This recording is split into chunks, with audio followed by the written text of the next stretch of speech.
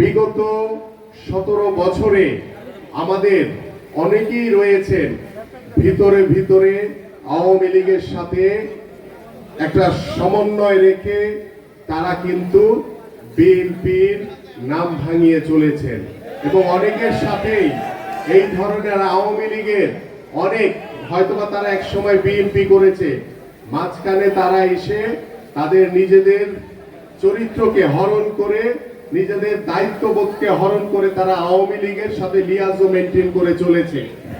সেই ক্ষেত্রে আমি খুব দৃঢ়ভাবে বলতে চাই, আওয়ামী লীগের সাথে ছবি আছে, তিনি যদি আমাদের আগের সদস্য হয়ে থাকেন তাকে নেওয়া যাবে না। কারণ আমরা ভালো লোক দরকার, আমাদের ভালো লোক যারা গত 17 বছরে ত্যাগ স্বীকার করেছেন, আন্দোলন সংগ্রাম করতে গিয়ে নির্যাতিত হয়েছেন, আপনার পরিবার নির্যাতনের শিকার হয়েছে, আপনারা সেই দিকে মনোযোগী হবেন এবং কোন বিএনপির হাত ধরে কোন নব্য বিএনপি হয়ে যারা আওয়ামী লীগের নামধারী ছিল তারা যাতে ভুলেও কোন সদস্য ফর্ম পূরণ করতে না পারে। আপনারা প্রত্যেকটি বইয়ের উপরে নিজ নিজ থানার নাম লিখে নেন, এখনই যেখানে যে বইগুলি আছে নিজ নিজ থানার নাম লিখে নেন। যখন আমার কাছে দিবেন তখন আমি ওই থানার নাম দেখে দেখব এবং পরে যাচাই করা হবে, কারণ কোনো কিছুই গোপন থাকে না। আপনি যদি কোনো অন্যায় করেন সেই অন্যায় অবশ্যই বের হয়ে আসবে এবং তখন তাৎক্ষণিকভাবে আপনার বিরুদ্ধে আমরা সাংগঠনিক ব্যবস্থা নিব।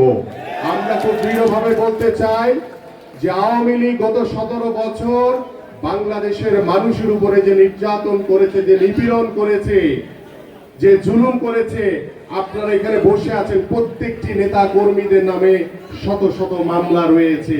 মামলা ছাড়া কোনো নেতা কর্মী এখানে বসে নাই, কিন্তু আবার অনেকে রয়েছেন যারা 5 তারিখের পরে এসে বলার চেষ্টা করছেন যে আমরা তো ভাই সবচেয়ে বড় বিএনপি।